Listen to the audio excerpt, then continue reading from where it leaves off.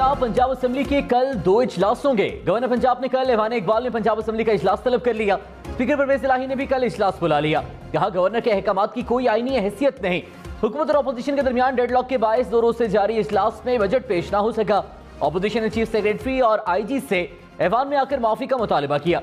हुकूमत ने मुस्तरद कर दिया।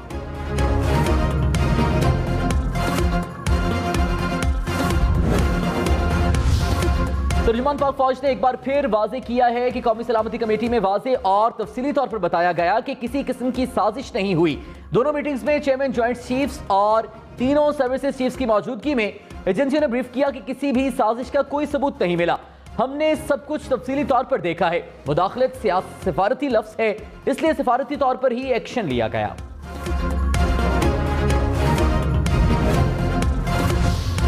DGISPR ने कहा फौजी पाकिस्तान की लीडरशिप को प्रोपेगेंडे का निशाना बनाया जा रहा है। पाक फौज के खिलाफ मनगढ़ंत अफवाहें उड़ाई जा रही हैं। झूठ का सहारा लेकर हकाइक को मस्त नहीं करना चाहिए। झूठ का सहारा लेकर इदारों को तनकीद का निशाना बनाने का हक किसी को नहीं, अपनी राय देने का हक सबको है।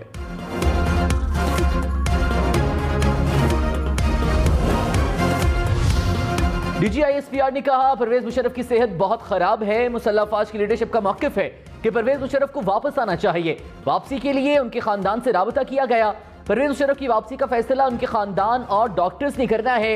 इसके बाद वापसी के लिए इंतजामात किए जा सकते हैं।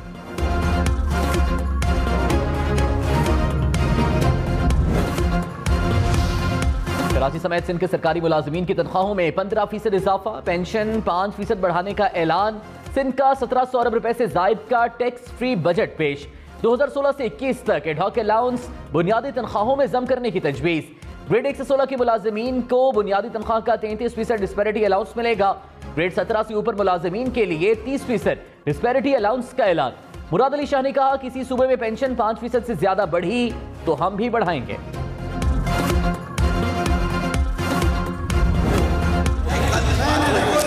मैं थोड़ा सा बताना चाहता हूँ,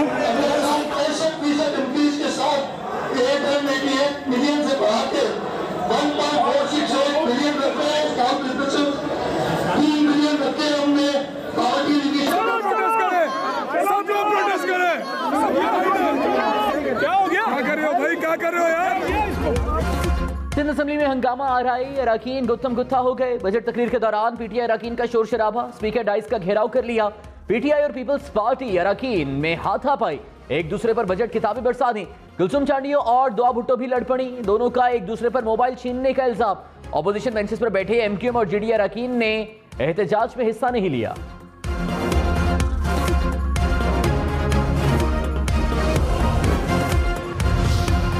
हुकूमत का NCA और मलिक रियाज फैमिली के साथ PTI हुकूमत की खुफिया डील को सामने लाने का फैसला। वफाकी काबीना ने एसेट रिकवरी यूनिट पर कमेटी बना दी। वज़ीर दाखिला राना सनाउल्लाह ने कहा हुकूमत ने दिसंबर 2019 के काबीना इजलास में बंद लिफाफे में मुआहिदे की मंजूरी दी। बहरिया टाउन के 50 अरब रुपए गैर कानूनी तरीके से बरतानिया मुंतकिल किए गए। मुआहिदे का फायदा इमरान खान को और अहलिया को हुआ। हुकूमत ने अपना हिस्सा 5 अरब रुपए लेकर तय किया। हकायक अवाम के सामने रखेंगे।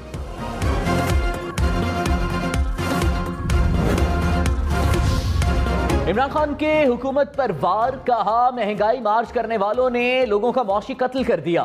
2 माह में हमारे 3.5 साल से ज्यादा महंगाई कर दी। अमेरिका ने चोरों के टोले को मुल्क पर मुसल्लत किया। शहबाज शरीफ ने आते ही अपने केसेस खत्म करना शुरू कर दिए। ये अपनी करप्शन बचाने के लिए मुल्क का वो नुकसान करेंगे जो दुश्मन नहीं कर सकता। बिल्ले को दूध की रखवाली पर बिठा दिया। इनके खिलाफ मुल्क की तारीख का सबसे बड़ा एहतजाज करेंगे।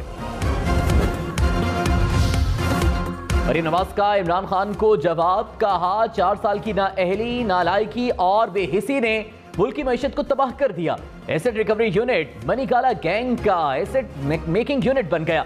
सैकड़ों केनाल जमीन और अरबों रुपए हथियाए गए। इमरान खान ने ढेटाई और सीना जोरी से डाके डाले। अब अवाम को शहबाज शरीफ से उम्मीद है और हम मायूस नहीं करेंगे।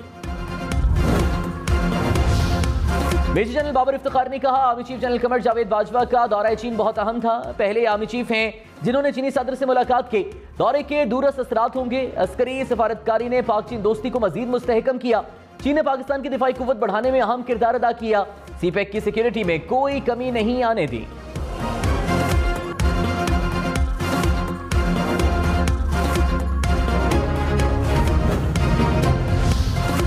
तर्जुमान पाक फौज ने कहा, दिफाकी बजट पर हमेशा बहस शुरू हो जाती है। 2020 से दिफाई बजट में इजाफा नहीं किया। रुपए की कदर और महंगाई को देखा जाए तो हमने 100 अरब रुपए कम बजट लिया। जीडीपी के तनासुब से भी फौज का बजट कम हो रहा है। हिंदुस्तान का दिफाई बजट हर साल बढ़ता है। हिंदुस्तान के खतरे के पेश नजर हमें हर वक्त तैयार रहने की जरूरत है। कम वसाइल के बावजूद जिम्मेदारियां पूरी कर रहे हैं।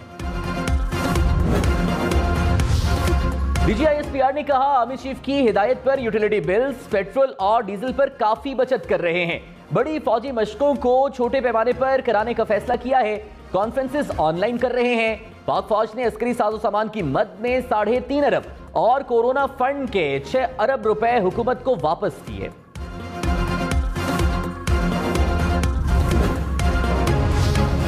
डीजीआईएसपीआर ने कहा, हिंदुस्तान की तरफ से पाकिस्तान को एफएटीएफ में ब्लैकलिस्ट करने के लिए साजिश की गई। 2019 में हुकूमती दरखास्त पर आर्मी चीफ की हिदायत पर खुसूसी सेल कायम किया।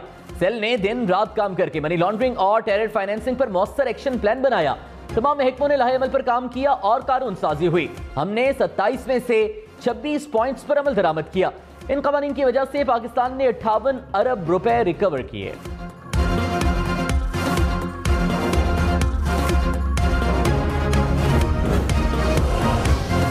आईएमएफ ने पाकिस्तान से डू मोर का मुतालबा कर दिया। कहा, नए बजट को आईएमएफ प्रोग्राम के मकासद से हम आहंग करने के लिए इजाफी इकदाम की जरूरत होगी।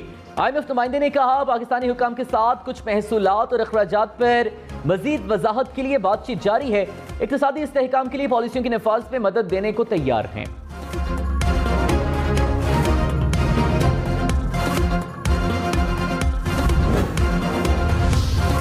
डॉलर की ऊंची छलांग, $1 205 रुपए की बुलंद तरीन सतह पर पहुंच गया। इंटरबैंक में डॉलर की कीमत में ₹1.30 इजाफा। पाकिस्तान स्टॉक मार्केट में मंदी के बाद मुस्बत रुझान, 100 इंडेक्स में 174 पॉइंट्स का इजाफा। कराची वालों के लिए एक और बुरी खबर, बिजली ₹5.28 यूनिट और महंगी। नेपरा ने अप्रैल की फ्यूल प्राइस एडजस्टमेंट कीमत में इजाफे की मंजूरी दे दी। सारिफीन पर 1 अरब 13 करोड़ रुपए से जायद बोझ पड़ेगा। हुकूमती दावे वादे सब बेकार। कराची, लाहौर, इस्लामाबाद समेत मुल्क भर में लोड शेडिंग का मसला जूं का तू। शॉर्टफॉल मजीद बढ़कर 7000 मेगावाट के करीब पहुंच गया। मुल्क के मुख्तलिफ इलाकों में 16 घंटे की लोड शेडिंग।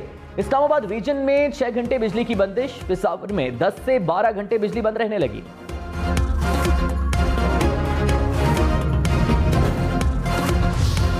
ट्रेन का सफर भी और महंगा। ट्रेनों के किराए में 10% इजाफा।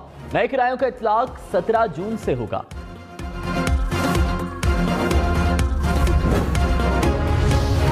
चीफ जस्टिस उमरता बंदियाल ने कहा, मौजूदा हालात मुनफरिद नौयत के हैं। पार्लियामेंट में अक्सरियती जमात पार्लियामेंट से बाहर जा चुकी है।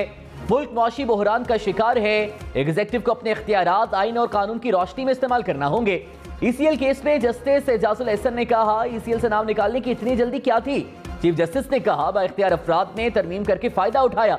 काबीना अरकान ने तो बज़ाहिर ईसीएल को खत्म ही कर दिया।